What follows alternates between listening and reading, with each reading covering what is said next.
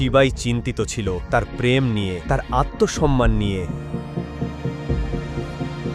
12 বছর আগের ঘটনাটা এখনও তার মনে ঘুরছিল বারবার। নন্দিনী তার শৈশবের প্রেম হতে পারে না।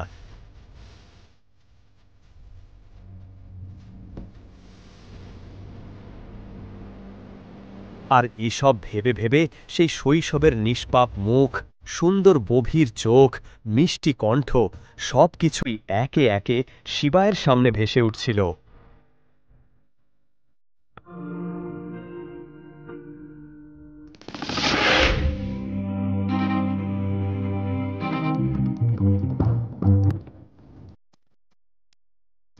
যদি নন্দিনীই আমার শৈশবের প্রেম হয়, তাহলে আমি কিভাবে ওকে ছাড়তে পারি? আমি দম বন্ধ হয়ে বেঁচে থাকতে পারবো, কিন্তু নন্দিনী ছাড়া।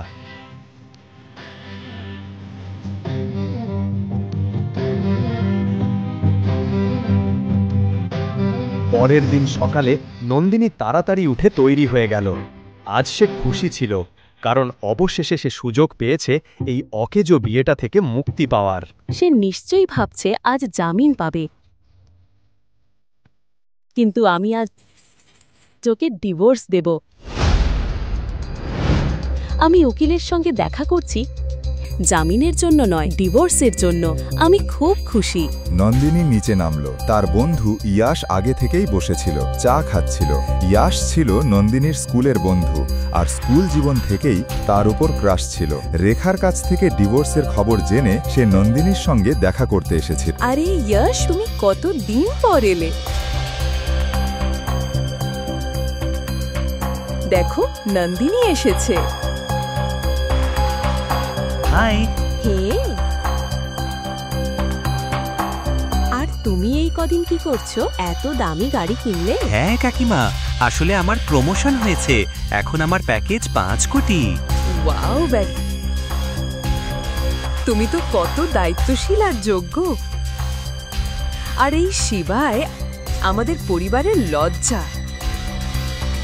তোমাকে সত্যি বলবো, আজ অবধি নন্দিনী আর শিবায় একই বিছানায়ও শোয়নি। সিরিয়াসলি?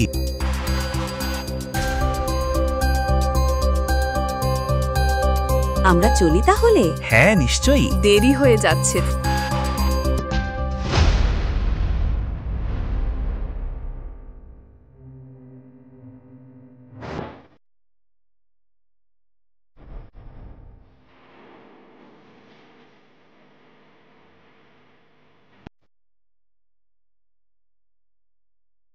আরে দেব সাহেব, কিভাবে মনে পড়লো এই গরিব ইন্সপেক্টরের কথা? ইন্সপেক্টর সাহাব, আমার একটা ছোট কাজ আছে আপনার জন্য।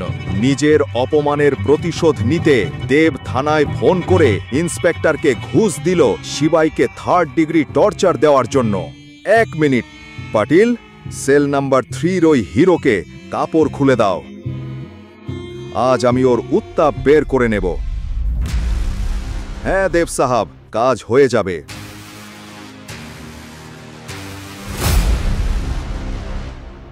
শিবাই ছিলেন শিব ভক্ত। জীবনের মোড়ে দাঁড়ালেই তিনি মহাকালকে স্মরণ করতেন। আজও চোখ বন্ধ করে এক কোণে বসে যখন ওম নমঃ শিবায় জপ করছিলেন, তখন এক কনস্টেবল শিবায়ের কাছে এগিয়ে এলো। তুমি জানো কেন মহাকালকে ধ্বংসকারী বলা হয়?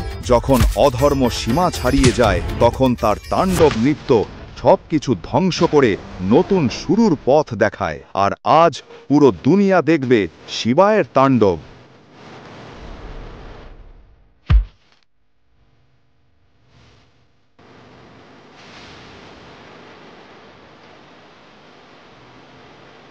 তারপর ইন্সপেক্টর আর 2 জন কনস্টেবল লাঠি দিয়ে শিবাইকে মারতে শুরু করলো।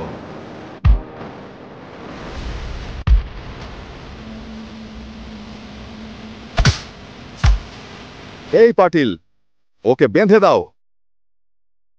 কয়েক মিনিটের মধ্যেই কনস্টেবলরা ওর হাত পা বেঁধে জেলখানার ভেতরে ঝুলিয়ে দিল। ওর পেশিবহুল শরীর ছিল যেন এক পশুর মতো।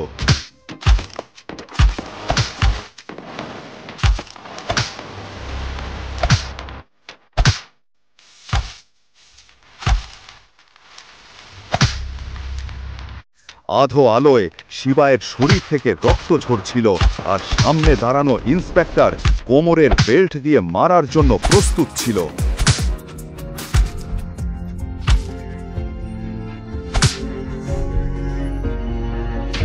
জানতে হলে শুনুন পরের এপিসোড শুধুমাত্র পকেট এফএম। লিঙ্কটি রয়েছে ডেসক্রিপশনে।